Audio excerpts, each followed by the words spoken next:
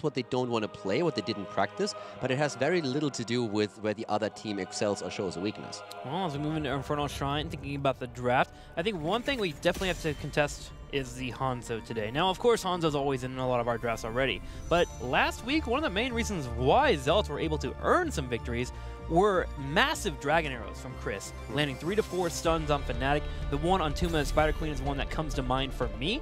That was devastating. So either A, Hanzo needs to be taken away by Method, or B, they need to make sure they spread out and don't allow Chris to land those big arrows. Yeah, one of the things that, for me, with all the drafts that we have seen from the Zealots in this part is they have an idea that they come into the draft with, and they try and stick that through with every single game they play. And interestingly enough, most of the teams they go up against are okay with that, to where they very late in the series start to suddenly adapt to those drafts. So I am curious to see what the Zealots are trying to pull off today, and I want to see if Method, if they struggle against it, are flexible enough to adapt to these drafts a little bit faster. Since if you think about Zealots playing Tassadar, Hanzo, Uther, Fnatic, it took them, I think, 3 or 4 games until they finally started to take some of these heroes away from them or pick them for themselves. So I want to see a bit more flexibility out of Method. I also want to see if the Zealots, again, have this clear idea of how they want to approach the draft. Yeah, I think looking at it right now, all the way to the 4th game is where Hanzo was taken away by Fnatic. So you were completely correct. Towards the end of that series is where they started to actually adjust slightly. So we do have the Abathur ban from Method, leaving that Hanzo up and available. It was first pick worthy for Zealots last week. We'll see if that remains to be true as we head into this weekend. Things to consider also, Method. We mentioned this in our last series, but I'm going to mention it now in case you weren't here with us. Alex Terraza has been picked up pretty often by Method on this battleground. They seem to really enjoy using her around Dragon Queen. 2 times, exactly. The problem is they lost both of the games. So they have a very, so far at least, they had 3 games on the map, and they have a very clear priority of heroes that they like here. They love to play with Alex Terraza, they played with Karazim, we saw Transcendence come in from Shrimpy. We have seen Leoric, for example, twice. So they have a very clear idea of which heroes they prefer here. But all of those that we just mentioned, they all lost. So this is, again, one of these things where we don't have enough games yet to say, okay, this is what they're going for. But we have a pretty clear picture of what they have been trying to play here so far. But since they lost most of the games, they only won a single map from the 3 they played, or a single time from the 3 they played on Infernal Shrines. Are they going to switch it back up to the draft where they won? Are they going to come in with a new idea? Or are they just saying, no, what we used so far works? We just were overpowered by an opponent that was stronger than us. For me, I'm also wondering if Arcaner is going to pick up some more top lanes. We've been seeing him on the Leo and the Dehaka more often, but I want to see if he's going to move into Blaze himself, if Blaze is even an option for Method yet, because I don't believe we've seen Blaze picked up by them yet. Tyrael and Uther will be their 1st and 2nd pick. The winds have changed here as Tyrael has become a mainstay in a majority of our matches. Yeah, and I really like this because it shows that Method is adapting to the rework of Tyrael and recognizes how strong he is. So they're trying something they haven't really played yet on the map. We always talk about Tyrael as an option here because the sanctification on the shrine is great, but so far in 2018 Method hasn't used it yet. But with the rework, they're utilizing the newfound strength of Tyrael to extend those heroes even more, and with Uther as an early pick, they now have even more flexibility towards the 2nd part of the draft. So that's already a cool adjustment, and they're going a new way now, into a new route. I like that. And I'm curious to see if that's going to be the main tank for a Thorough, or if we're going to have Arcaner playing Tyrael in the off lane.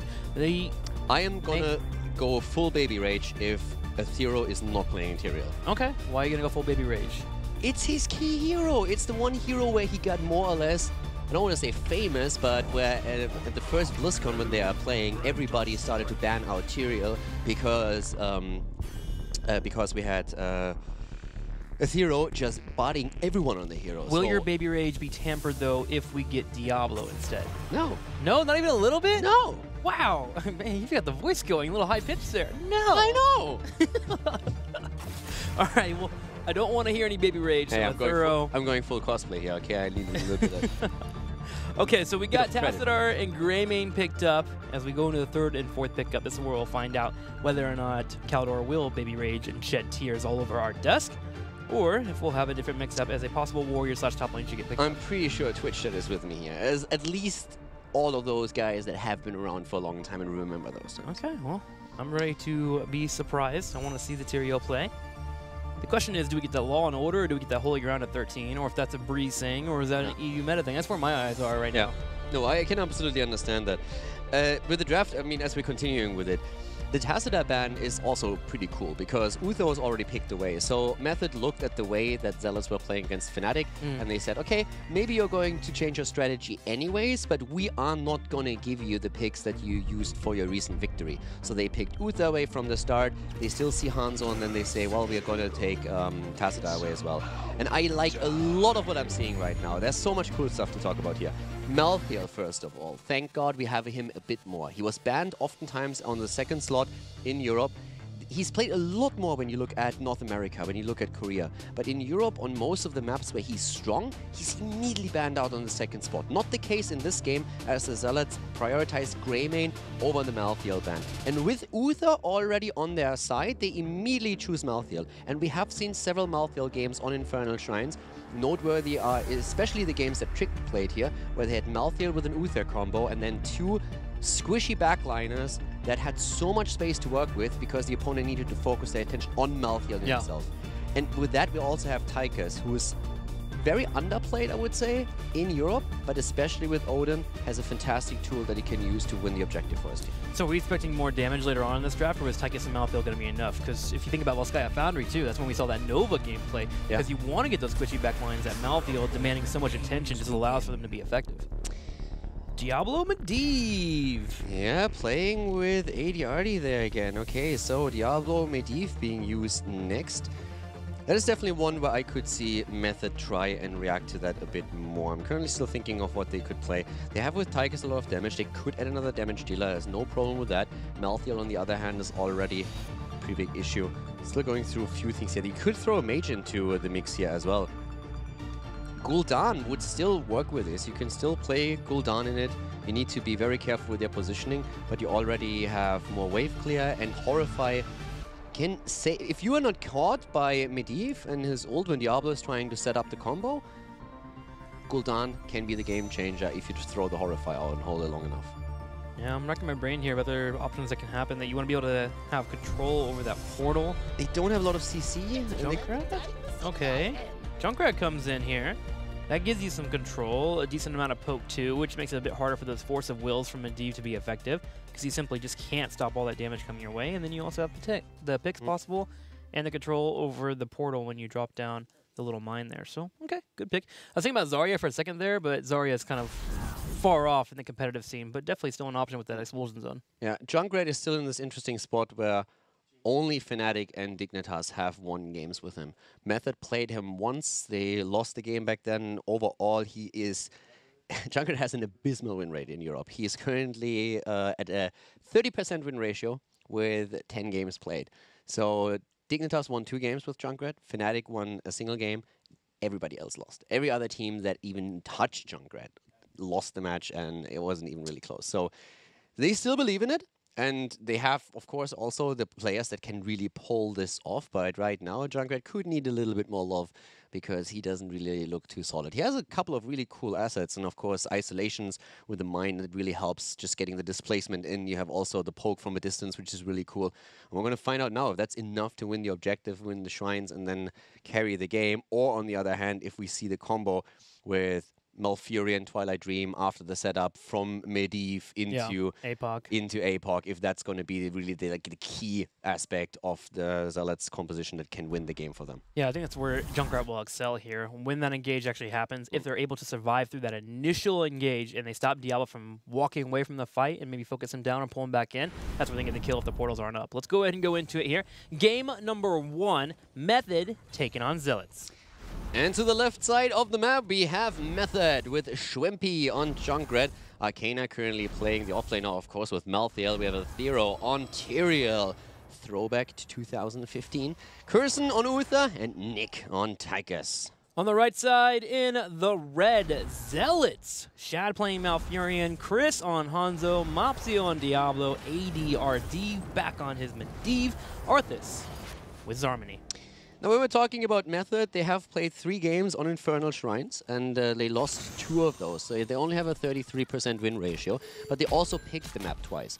And today, with a pick that makes 3, so they really like to play here. And their low win ratio on the map explains itself also by them going up against really strong opponents, but it's really one of those battlegrounds that they love to play, where they like the playstyle, and you can see that reflected in their draft.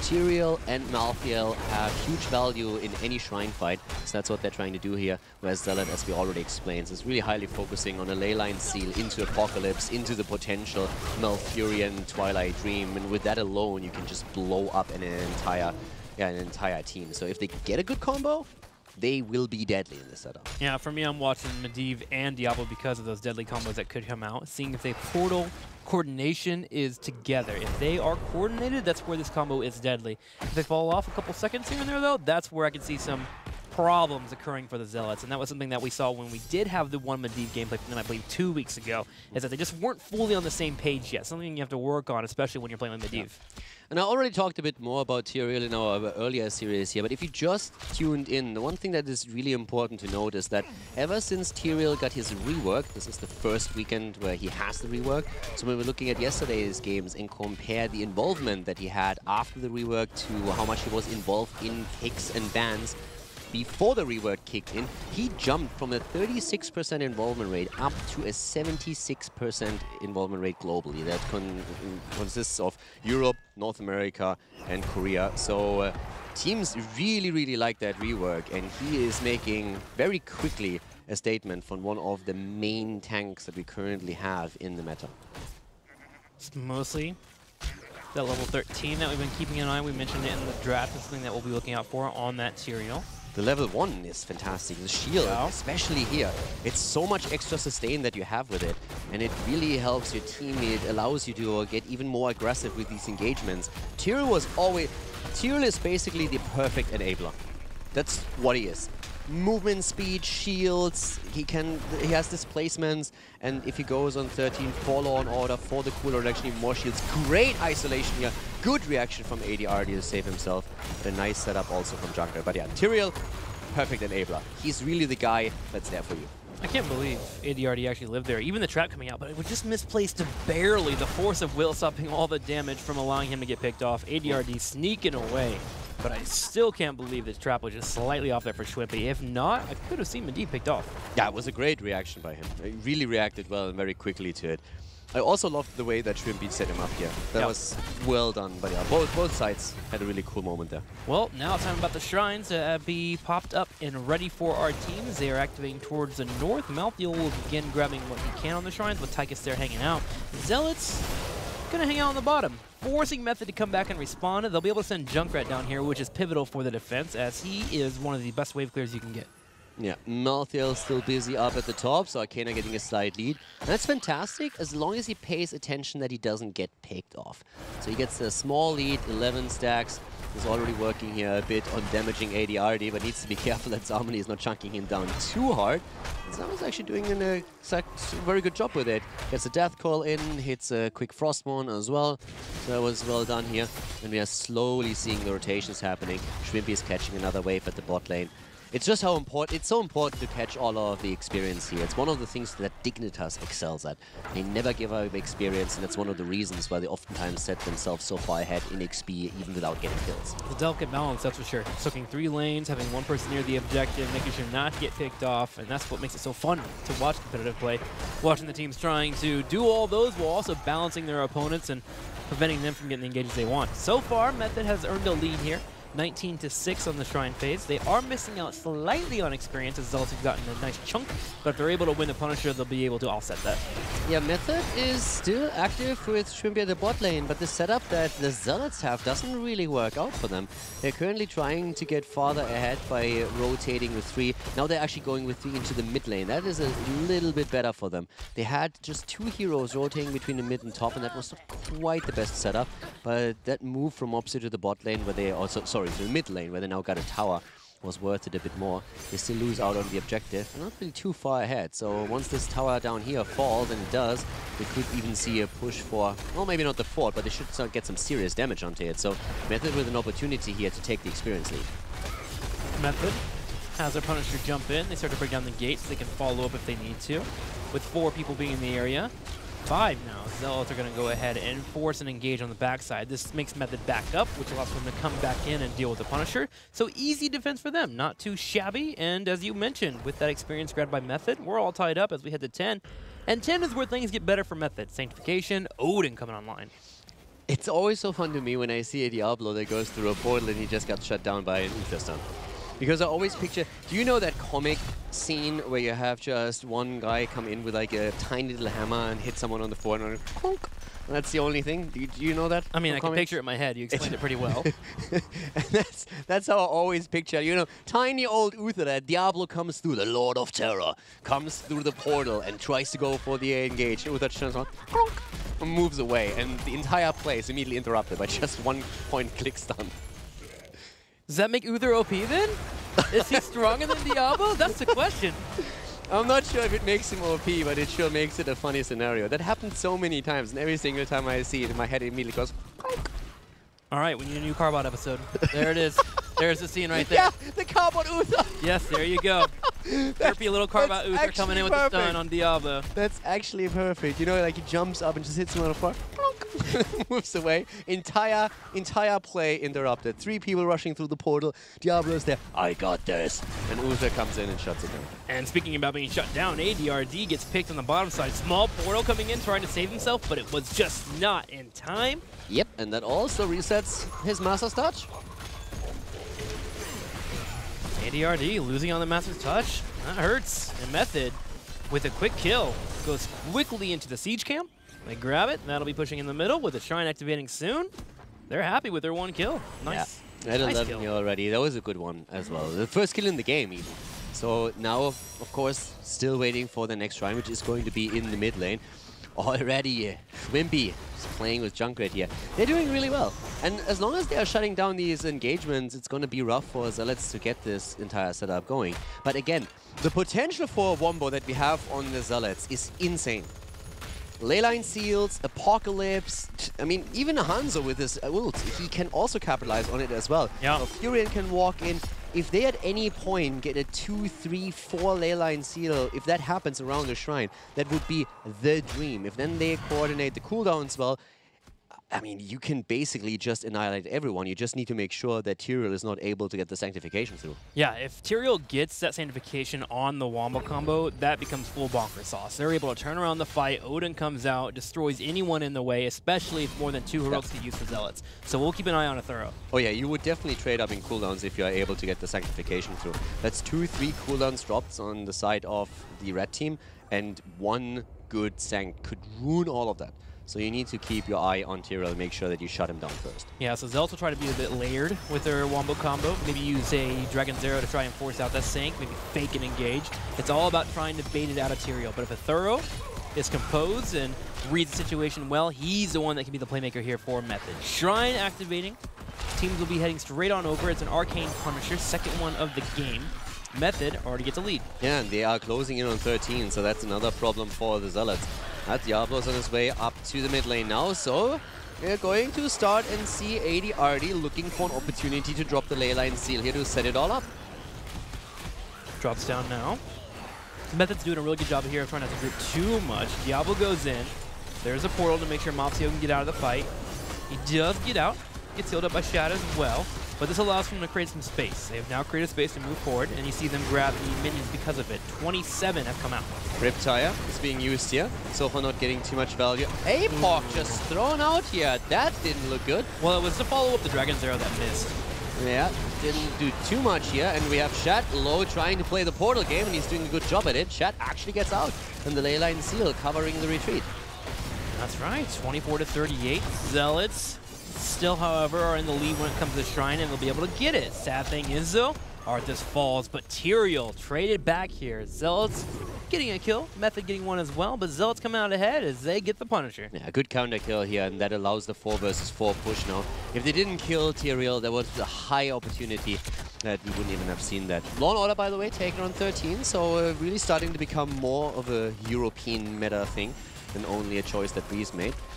I've seen both. I've seen a lot of the scrims with Holy Ground on 13, Law & Order as well. It's a bit of a preference and situational thing depending on the type of play that you want to execute with your team. But on this map, Law & Order, of course, makes even more sense because we have a lot. That was pretty cool. Yeah, I didn't know the Punisher didn't catch Junkrat in the middle of the air. I feel like if Murden did that, he would have gotten caught. Junkrat, not so much. Yeah, Junkrat just doesn't care. OP.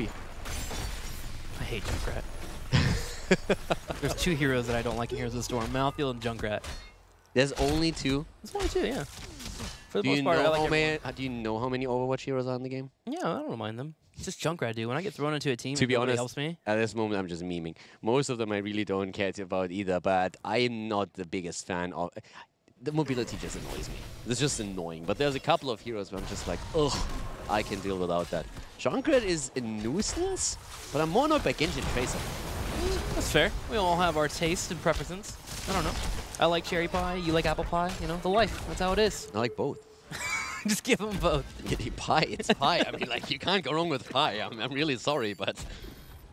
I was trying to make an analogy, and you just crush it. Typical Caldor. Hey, you've been talking about pie, okay? Yeah, can't go wrong with pie, man. Yeah, it's like ice cream. Unless you go to Japan and get some fish ice cream or something. Fish ice cream? That exists, yeah. Yuck. All right, 15-15. Games are tied up. Actually, a bit of a slow game, but macro is pretty good from both of our teams so far. And I like the calls around the Shrine phases, not committing too much, but doing their best to contest. 16 right around the corner.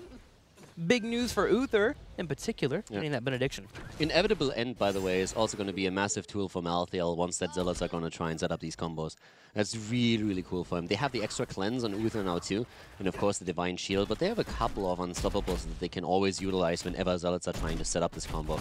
And the last time it didn't really work out the same way. You were mentioning the Dragon Arrow before the Apocalypse. Yeah. But it didn't really give them the value. In the ideal world, it would really start with that Leyline Seal that allows them also to position themselves properly. The issue with Leyline Seal opening, though, is it gives more time for your opponents to react. If anyone's left, like Tyrael, you'd sync off. So I like the element of surprise Zealots get with the Hanzo, but you have to nail it. Like we just saw, you miss two major heroics if you don't connect. Exactly. You burn two big cooldowns, and if you don't get any value out of them, then you're in trouble. They got the 1-for-1 trade, and it was cool, but yeah. The fights on 16 now are going to be important as well. I mean, domination is expected from Diablo, and this is really where Diablo starts to pop off. We've seen that from several players. Reese, just to mention one, and now there's a lot more aggression to be had. There's a lot more tools that Mobstio can work with in this moment. Yep, more displacement to match the displacement from Junkrat. Meanwhile, Thuro will be doing his best in the Tyrael to get in those fights. It's a very even game to kick the series off. Yeah. There's not a lot of fighting, there's not a lot of action happening right now, but both teams are doing a really good job with just catching experience, taking the camps, rotating around the map, and always making sure that they're not getting exposed here. So there's a lot of respect from both sides to make sure that they don't fall behind here. We explained at the beginning how much is really on the line already in this series, and both of the teams are very well aware of it. Well, Chris a little bit low, has to tap up and get healed up. We'll be doing so with 5 folks down here for Method. This is going to be a shrine they can activate. Arthas is on the way, but he is slightly late, so Zealots have to play safe. Yeah, playing safe for now. Slight lead in stacks for Method. As we see this fight starting up, Mobstio is getting a bit more aggressive towards the front now. Zaman is moving in too, and here comes the first engage, but Mobstio not quite getting the stun in. There's a node in. Mobstio thrown across the world here as Diablo. Junkrat again doing what he can. Yeah, 23-11. Method is taking the lead in the stacks now. So we have Zealots posturing way more aggressive, trying to the front. Here comes the setup. Combo. Apoc is coming in. They're going for it. The Divine Shield is out, and the Tormented Souls immediately use as Arcana. Starts to move in and pressures the Zealots back. No real value out of the double combo that we just saw. Dragon's Arrow not used yet, but Twilight Dream was also burned. And Method gets the Mortar Punisher, as we have only one heroic available for the Zealots as they are trying to defend. Solid attempt, but better play from Method as they're able to make sure they get out of that wombo combo. The Divine Shield to make sure Malthael stays alive and Tormented still made sure that Zealots did back away. And Tyrael just able to drop down his Righteousness, was able to survive. And now Method with a Punisher push forward. A Thuro leading the charge with Arcana on the back here with the Malthael. Yeah, they're going now for Arthas. Zamini is incredibly low. Can they get him? Yes! Malthael with a kill, so they get the kill against Arthas, and now they still have the Punisher. 60% jump should be triggered soon again, but they're already moving through the wall here. One tower down, one level ahead, and they rotate into the middle where they now have an easy shot at the fort. even into him. Ooh, nice. Ooh, cleanse. Ooh, that was, oh, cursing that cleanse was magnificent, stopping the Diablo charge from Nick going into the wall. Mopsio continues to give chase, so they want to fight.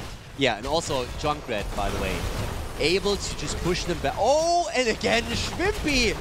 Schwimpy, you sick beast. Schwimpy gets a kill also on Diablo, resetting his stacks. Method gets a kill and survives the ley line. Schwimpy twice now has played and has made massive plays in this. As we saw the Dragon's Arrow coming out and stunning too, Diablo was just about to go in, and Schwimpy ruined it by just pushing him back again. So this entire play that was centering around the Dragon's Arrow, initiating with a stun, and Diablo just getting a target, grabbing it, pushing it back into the team, and really just bullying it around, was shut down by him. And then once the cooldown is ready, he is all of a sudden able to push Diablo into their fort and deliver a kill. So Junkrat, whew, really coming through here. Yeah, Schwimpy and Curson both making plays in that entire fight, allowing for Method to finally get the advantage there.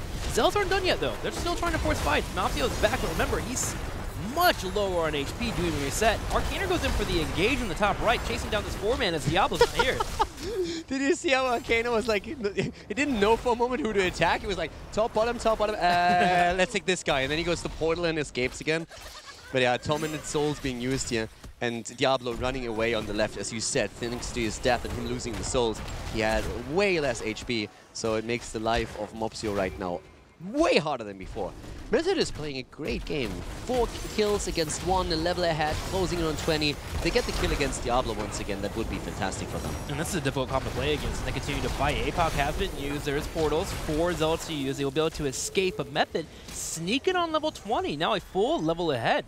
Yeah, that APOC felt a little bit like a panic mode, and he also didn't get a combo off against the target to slam them into the APOC. So it was more of a defensive thing where he felt he had to use it to escape and make sure that he survives. That didn't... I mean, so he survived, but it's still a big cooldown to be burned. And now they have to basically be okay with the fact that they are going up against Stonetowns in a few seconds. Method is homing in on 20, and Zealots are a level away from it. The next shrine is going to be active in the middle of the map, and one of the saving graces of the Zealots is that even if they lose the Punisher, there is still a fort. Junkrat is constantly using Concussive Mine every time it's off cooldown.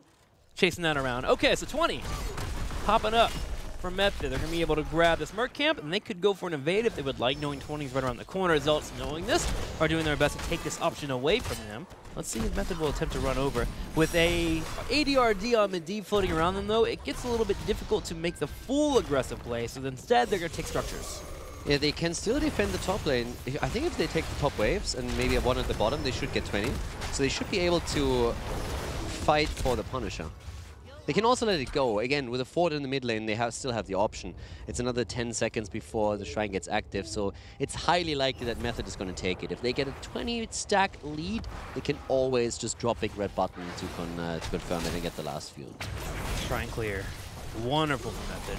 Poke already. Trap set up. Method starts the Punisher.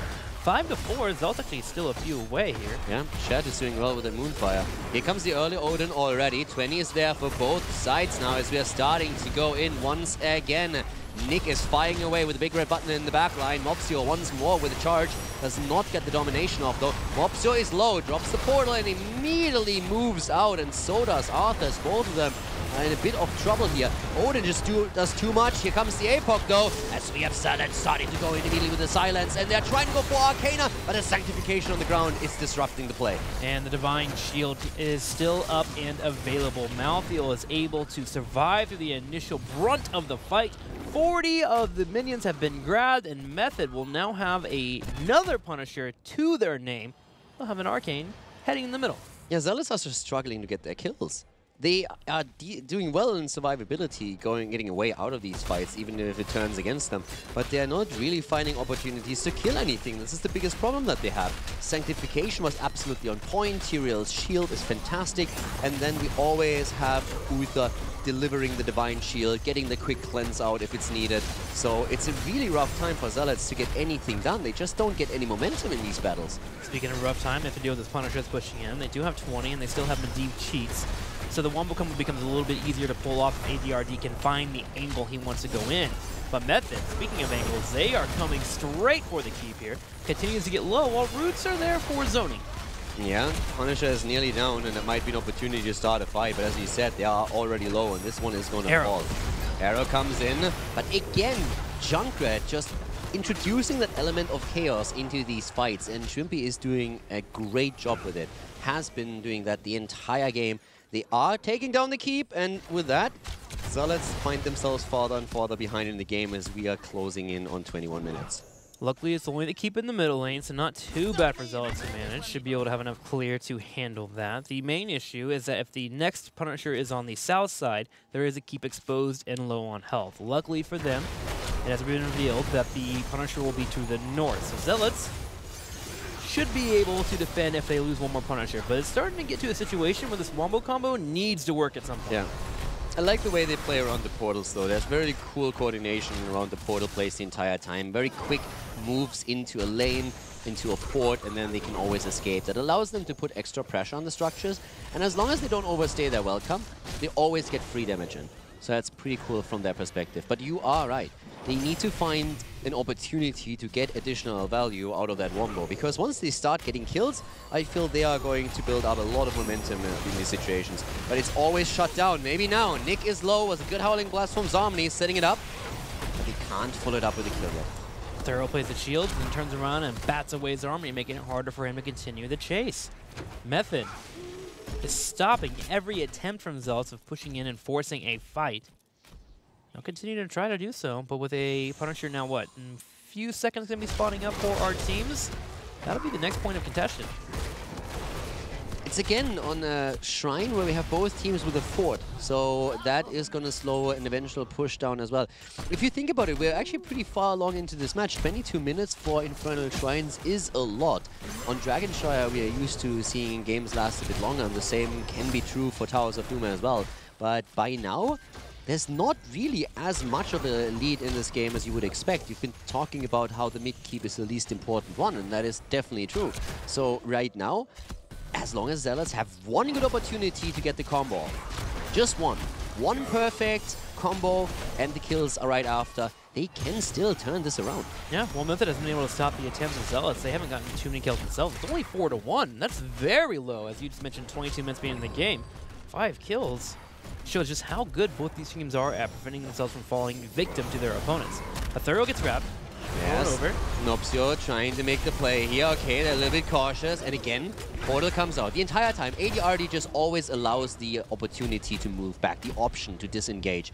And that's really needed. So that the Zealots, it allows Zealots to not to just wait for the perfect opportunity. They don't have to flip the switch and go for the play if they don't feel it. If they don't say, okay, this is it. This is the moment where we can make the wombo count. But right now, I really think they need to show something.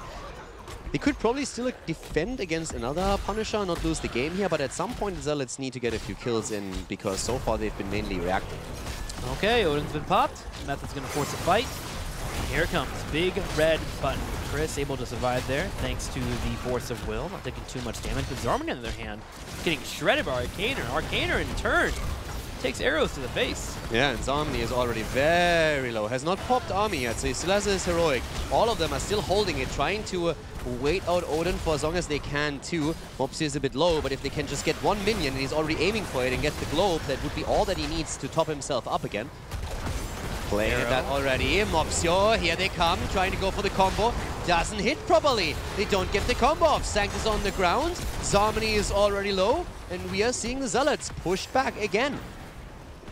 Nick was the one thrown the side there, but remember, able to have that armor, survive through the Dragon's Arrow and the damage coming his way, is able to dash back and survives the APOC on the back left. Divine Shield finally comes out, and Mopsio is the next target. Uther winds up falling here, as he will get picked up, but do remember, he has redemption, so he keeps his teammates healthy. Yeah, it was a nice engage by Mopsio this time onto Tychus, but Uther was there, but now all the cooldowns are burned on both sides. And that's something where maybe with all the hit points that Diablo has, they can make a play.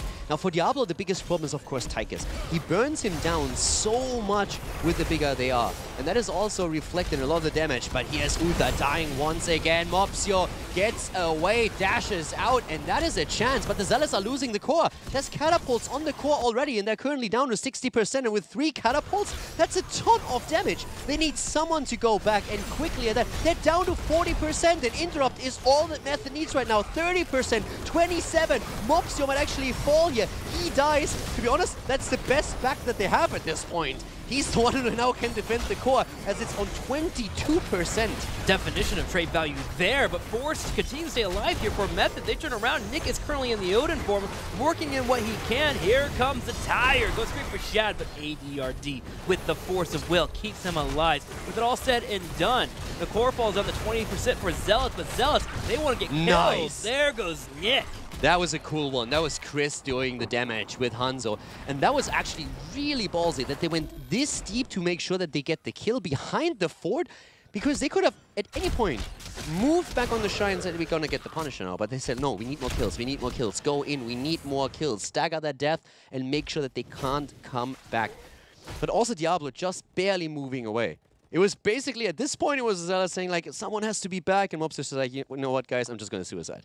Goes in, and that brought him back faster to the Nexus than anything else. So he's able to defend. The problem is, with 20% on the core, Method can just backdoor. And that's why ADRD is right there. He needs to be the one scouting. He's on Medivh. Oh, is that a bait by a throw? Nah, that was not a bait. Like, you know that's coming, right? And still free damage. Yeah. Might have thought that he gets away there. Punisher at the top. So they just have to make sure that nobody sneaks past them. 20% on the core. You can still take this in the situation. But they should also try and destroy a few of the catapults on the way, just so that they come through. Well, Method has Odin, so it should be a decent defense for them. Zealots are aware of the backdoor potential. We're starting to get their Hearthstones going. Even with Medivh scouting, they want to play it safe. They want to make sure that nobody is snuck past, and now they see that. But can they even get the keep? That's the biggest question, especially with, once again, the big red button being popped here. Nice stun, APOC follow-up. Kirsten is getting hit. Arcana is low. He's on the way back. And now Zealots, they want the keep at the top. And they are likely to get it if they have a little bit more time, but the Odin is too strong. Yeah, it's a little bit too much for them. And here comes the tire. It jumps in, knocking 3 to different directions. Harmony low barely gets out. Oh my gosh. The no! Arthur gets picked up as Nick slams explosions across the world there. The core. Get the pick. The core, as you mentioned, catapults they're getting hit. It's 27 minutes here. Only 1 catapult. Is it enough? At the same time, a big fight in the middle. 7% on the core. Game. That's game. Catapult ends it. No, it got defended. Yeah, just barely. This one ends it. If Diablo isn't fast enough, the catapult here, if he doesn't get it, the portal's down. They get back just in time. They're saving it. 2% core. The armor's building up. Schwimby's moving in. He jumps forward. The ley line seal to stop him. Kirsten's low. They're trying to get past him, but ADRD's holding him. And once again, Schwimby goes in, and he's dead. He's dead. They save it. 2% on the core. Nick is dead. Malthiel. Malthiel. The redemption. That was an ending there as they bully their way through, just barely getting the last 2% on the core, and Method with a exciting ending to finish the game. What was that? It was desperation, it felt like.